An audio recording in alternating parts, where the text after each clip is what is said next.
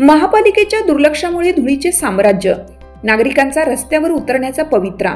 प्रभाग क्रमांक 20 मधील जलशुद्धीकरण पाईपलाईनचे काम गेल्या 4 वर्षापासून निकृष्ट दर्जाचं आणि धीम्या गतीने चालू असून प्रशासनाचे दुर्लक्ष असल्यामुळे खोदकाम करूनही डांबरीकरण झालं नसल्याने परिसरात धुळीचे साम्राज्य पसरले। उपनगर सिग्नल कॅनल रोड पासून जलशुद्धीकरण केंद्रापर्यंत काम होताना मुदतीपेक्षाही जास्त वेळ घेऊनही नागरिकांच्या आरोग्याशी खेळ खेळत असतानाही प्रशासनाने संबंधित ठेकेदार दुर्लक्ष करीत आहेत। या अगोदरही अनेक वेळा अनेक नागरिकांनी, संस्थांनी, संघटनांनी, पक्षांनी आंदोलनाचे पाऊल उचललं होतं, परंतु सद्यस्थितीत कन्या कोठारी शाळा ते ISP प्रेस विभागीय आयुक्त कार्यालय या दरम्यान खोदकाम होऊनही डांबरीकरण न झाल्याने धुळीचे प्रचंड साम्राज्य निर्माण झालं आहे। कलानगर नागरी वसाहतीतील नागरिकांना याचा प्रचंड त्रास सहन करावा लागत आहे। या अनुषंगाने नागरिकांनी एकत्र येऊन नाशिक महानगरपालिका माननीय आयुक्तांना निवेदन देण्यात येणार असून सदर समस्या निवारण करण्याबाबत विनंती केली आहे। प्रसंगी जन आंदोलन करण्याची व रस्त्यावर उतरण्याची सर्वसामान्य नागरिकांची एकजूट आणि ताकद दाखवून देऊ अशा पद्धतीचे नागरिकांची संतापाची भावना व्यक्त होत आहे। यावेळी प्रभाग क्रमांक 20च्या माजी नगरसेविका डॉक्टर सीमा राजेंद्र ताजने यांनी प्रशासनाबद्दल नाराजी व्यक्त करत नागरिकांच्या समस्या सोडवण्यासाठी आम्ही कायम कटिबद्ध आहोत, समस्यांचे निराकरण केल्याशिवाय स्वस्थ बसणार नाही असे मनोगत व्यक्त केलं। कलानगर वसाहतीतील तुलसी कृपा, रघुनंदन सोसायटी, दर्शना अपार्टमेंट, भक्ती अपार्टमेंट, भक्ती पूजा अपार्टमेंट आदी ठिकाणचे नागरिक, ज्येष्ठ नागरिक, महिला भगिनी मोठ्या संख्येने उपस्थित होते। मी छाया दांडगे दर्शना अपार्टमेंट मधून ISP रोडलाच राहते। दर्शना अपार्टमेंट मध्ये आम्हाला या धुळीचा खूप त्रास आहे। गेल्या 4 महिन्यांपासून त्यांनी रस्ता खोदून ठेवलेला आहे, तर आणि पूर्ण डांबरीकरणही केलेलं नाहीये। सर्व धूळ आमच्या घरामध्ये येते। अक्षरशः आम्हाला दिवसभरातून 6 वेळा 7 वेळा रस्ता घर झाडावे लागते। जया विभांडी दर्शना अपार्टमेंट मधून बोलते। गेल्या 4 महिन्यापासून ISP रोडचे काम केलेले आहे, पाण्याच्या पाईपलाईनचे, तर त्यांनी सगळी धूळ वरतीच काढून ठेवलेली आहे, सगळी माती, दगड वगैरे, आणि डांबरीकरण केलेलं नाहीये। तर फक्त कच्चा रस्ता सुद्धा त्यांनी केलेला नाहीये। अशी तरी वाळू, माती वगैरे सगळी धूळ आमच्या घरात येते। मुलं आजारी पडताय, आम्ही मोठे वृद्ध वयस्कर माणसं घरात आहे, ते पण आजारी पडताय।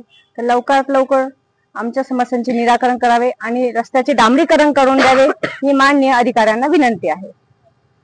ते राहते आमच्या शेजारी जे खोदकाम झाले रस्त्याचं ते काही अजून व्यवस्थित नाही, पूर्ण धूळ भरलेली तिथे आमच्या पूर्ण अपार्टमेंटमध्ये धूळ येते, त्याच्यामुळे आम्हाला खूप त्रास होतो। काही आमच्या इथे काही लोकांना दम्याचा आजार आहे, काही लोकांना स्टोन वगैरे असा सर्दी खोकला याचा आजार आहे, त्याच्यामुळे तुम्ही लवकरात लवकर ते काम चालू करावे। तुलसी कृपा अपार्टमेंट मध्ये 3rd फ्लोअरला राहते। तर या ठिकाणी हे जे रस्त्याचं काम केलेलं आहे, या रस्त्याच्या कामामुळे आणि ते काम अर्धवट सोडल्यामुळे, डांबरीकरण नाही केल्यामुळे आम्हाला बिल्डिंगच्या सर्वच लोकांना याचा खूप त्रास होत आहे। दिवसभर दरवाजे खिडक्या लावून बसावं लागतं। त्यानंतर जे कपडे वाळत घातलेले असतात बाहेर, त्या सर्व कपड्यांवर धूळ जमा झालेली असते। त्याच पद्धतीने जे लहान मुलं आहेत घरामध्ये, तर त्या लहान मुलांना बाहेर खेळता पण येत नाही, कारण की सगळं धूळचं साम्राज्य असल्यामुळे लहान मुलं बाहेरच खेळू शकत नाही। त्याचप्रमाणे घरात काही आजी आजोबा आहेत, त्यांना पण बाहेर बसता येत नाही। कंटिन्यू या रस्त्याला गाड्या चालू असतात आणि त्यामुळे कंटिन्यू धूळ उडत असते। तर तुम्ही या ठिकाणी यासाठी काहीतरी प्रयत्न केले पाहिजे। बड़े लोग ये जो लोग हैं उनको सांस लेने में तकलीफ हो रही है और बच्चों को सर्दी खांसी, हमें हॉस्पिटल का चक्कर काटने पड़ रहे हैं। इसलिए प्लीज आप जितने फार त्रस्त असून आमचे ISP साइडचे दरवाजे आणि खिडक्या आम्हाला पूर्णपणे बंद ठेवावे लागतात। त्यामुळे व्हेंटिलेशनचाही खूप मोठा प्रॉब्लेम आमच्या घरामध्ये होत आहे आणि मुलांनाही सर्दी खोकल्याचा त्रास सुरू झालेला आहे। आमची बिल्डिंग ISP रोड लगत आहे, त्यामुळे 4 ते 5 महिन्यापासून सलग धुळीमुळे आम्ही त्रस्त झालो आहे। लहान मुलांना तर 2 महिन्यापासून सारखं हॉस्पिटलच्या चक्रा मारावं लागते। खोकला सर्दी बराच होत नाही औषधं देऊन सुद्धा, कारण की सतत घरात धूळ येते आणि त्यामुळे सगळ्यांनाच त्रास होतोय। धुळीचा खूप त्रास होत आहे। माझे 2 मुलं आहेत, लहान 1 वर्षाचा मुलगा आहे, त्याला खूप सर्दी खोकला सतत होत असतो आणि माझ्या मुलीला पण सर्दी खोकला, आजी बाबांना पण, सगळ्यांना। आणि गॅलरी आमची या साईडनेच आहे, त्याचे खोकला सर्दी सारखं चालू असते। आम्हाला काहीतरी रस्त्याचं काम करून द्या, डांबरीकरण, हेच आमचं म्हणणं आहे।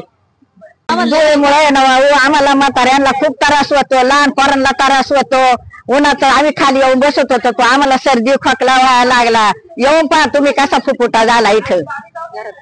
बाहेर निघूशी वाटत नाही. आजार वाढा सुटले आमच्या आवाजाच्या. मी आरती पवार, मी दर्शन अपार्टमेंट मध्ये राहते आणि ISP चा जो रस्ता आहे तिथे एवढं खोदकाम करून ठेवलेलं आहे. आम्हाला अक्षरशः इतका त्रास होतोय श्वासाचा सुद्धा. माझ्या घरात 3 लहान मुलं आहेत, त्यांना एवढं सर्दी खोकला झालेला आहे. तुम्ही एवढंच व्यवस्थित सगळं सभागृह आहे, परत तहसील कार्यालय आहे आणि कोर्ट आहे आणि तिकडनं सगळं येणाऱ्या गाड्या सगळं आमच्या इकडनं जातात. त्यामुळे प्रचंड त्रास होतोय धुळीचा. तर मधील गेल्या 4 ते 5 वर्षापासून पाणी पुरवठा विभागाचे जे खोदकामाचे काम चालू होते ते उपनगर नाक्यापासून कॅनल रोड ते नाशिक रोड जलशुद्धीकरण केंद्र इथपर्यंत होते. परंतु गेल्या 4 ते 5 वर्षापासून ते खोदकाम अक्षरशः जशा पद्धतीने खोदलेलं आहे तर बऱ्याचशा रस्त्याचं काम झालेलं असून नाशिक रोड मधील आमच्या प्रभाग क्रमांक 20 मधील कन्या कोठरी शाळा ते विभागीय आयुक्त कार्यालय इथपर्यंतचा जो रस्ता आहे त्याच्या खोदकामानंतर तो रस्ता पूर्वतास आणलेला नाहीये. त्यामुळे तिथे जे आजूबाजूला लहान मुलींची शाळा आहे कन्या कोठारी, बाजूलाच क्रिटिकेअर लहान मुलांचे हॉस्पिटल आहे, शॉप्स आहे, तसेच प्रभागातील आमच्या रस्त्याच्या बाजूलाच रघुनंदन अपार्टमेंट आहे, दर्शना अपार्टमेंट आहे, तुलसीकृपा अपार्टमेंट आहे. त्यामुळे या अपार्टमेंट मधील समस्त लोकांना लहान मुलापासून तर वयोवृद्धांना प्रमाणाच्या बाहेर या धुळीचा त्रास होत आहे आणि वारंवार गेल्या कित्येक महिन्यापासून आम्ही अधिकाऱ्यांना पाठपुरावा करतोय, ठेकेदाराशी बोलतोय, परंतु प्रशासकीय राजवट असल्यामुळे पाहिजे तसं त्यांचा प्रतिसाद मिळत नाही आणि त्याच्यावर योग्य तो तोडगा निघत नाही. त्यामुळे आम्ही लोकांच्या संमतीने लवकरच आयुक्त महोदयांना आम्ही निवेदन देणार आहोत या रस्त्याच्या संदर्भात, कारण की हा रस्ता लवकरात लवकर झाला पाहिजे आणि जर त्याच्यावरही काही तोडगा नाही निघाला तर लोकांच्या संमतीने आणि लोकांच्या म्हणण्यानुसार आम्ही लवकरच जन आंदोलन करू. चालू घडामोडींचे अपडेट्स जाणून घेण्यासाठी चॅनलला सबस्क्राईब जरूर करा, लाईक करा, कमेंट करा आणि शेअर करा. बेल आयकॉनवर प्रेस करा आणि नोटिफिकेशन्स मिळवा.